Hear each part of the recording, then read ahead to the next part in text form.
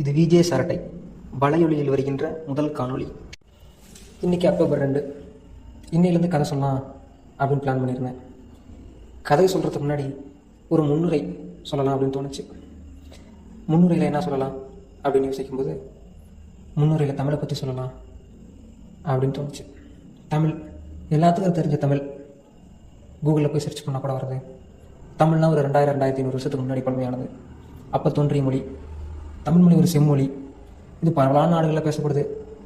எல்லாத்துக்கும் மூத்த மொழி அப்படி தான் நம்ம கேள்விப்பட்டிருக்கோம். ஆனால் அதை யாரும் சரியாக பயன்படுத்துகிறோமான்னு கேட்டால் கிடையாது. அப்படி சரியாக பயன்படுத்துகிறவங்கள நான் மதிக்கிறோமான்னு கேட்டாலும் அதுவும் கிடையாது. ஏன்? தமிழ் மொழினா என்ன அப்படிங்கிறதுல தான் இந்த காணொலி தொடங்குது.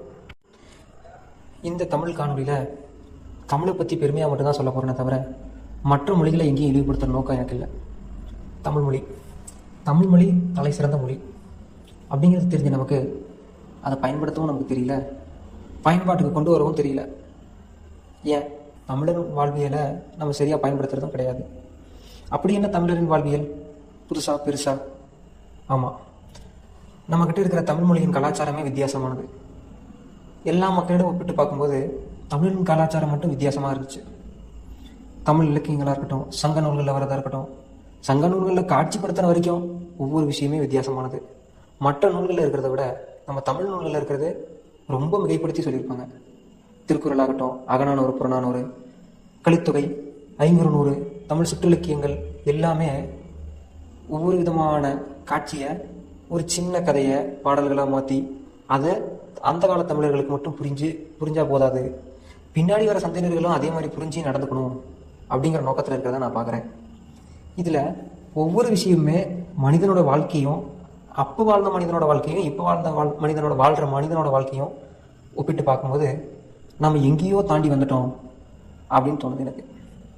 நம்ம அறிவியலை நோக்கி போகிறோமா, ஆன்மீகத்தை நோக்கி போகிறோமாங்கிறத தவிர நம்ம வாழ்க்கையை நோக்கி தான் போகிறோமாங்கிறது எங்கள் கேள்விக்குறியாக இருக்குது. நல்லது கெட்டது அப்படின்னு பிரித்து எடுக்கிற தன்மையே நமக்கு இல்லை. நம்ம செஞ்சால் நல்லது, அதையே மற்றவங்க செஞ்சால் கெட்டது அப்படிங்கிற மனநிலையில் நம்ம போயிட்டுருக்கோம். நல்லது எது கெட்டது எதுன்னு பிரித்து எடுக்கிறதுக்கே நமக்கு தகுதி இல்லாத போது நாம் ஏன் மற்றவங்களை குறை சொல்லணும்?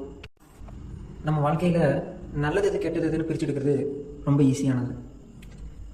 அது ஒவ்வொரு பழைய நூல்கள்லையும் எடுத்து படித்து பார்த்தோம்னா நல்லா தெளிவாக புரியும். எல்லா விஷயத்தையுமே நம்ம கரெக்டாக நினச்சி பண்ணுறதும் கரெக்டு கிடையாது, பண்ணுற எல்லா விஷயமும் தப்புன்னு நினச்சா அதுவும் கரெக்டு கிடையாது. தப்பு எப்படி வேணால் நடக்கலாம், சரி எப்படி வேணால் நடக்கலாம் அப்படிங்கிறதான் நம்மளோட வாழ்க்கையாக நான் நினைக்கிறேன். நம்ம பண்ணுறது நல்லதா கெட்டதான்னு கண்டுபிடிக்க ரொம்ப சுலபமான வழி. ஏதோ ஒரு சங்க இலக்கிய நூல் எடுத்து 5-10 பக்கம் தொடர்ச்சியாக படித்து அதுக்கான பொருளை கண்டுபிடிங்க. எல்லா சங்க இலக்கிய நூலில் வர ஒவ்வொரு பாடல்லையுமே ஒவ்வொரு புதிர்கள் இருக்கும். அந்த புதிரில் தான் அந்த புலவன் வச்சுருக்கான் ட்விஸ்ட்டு.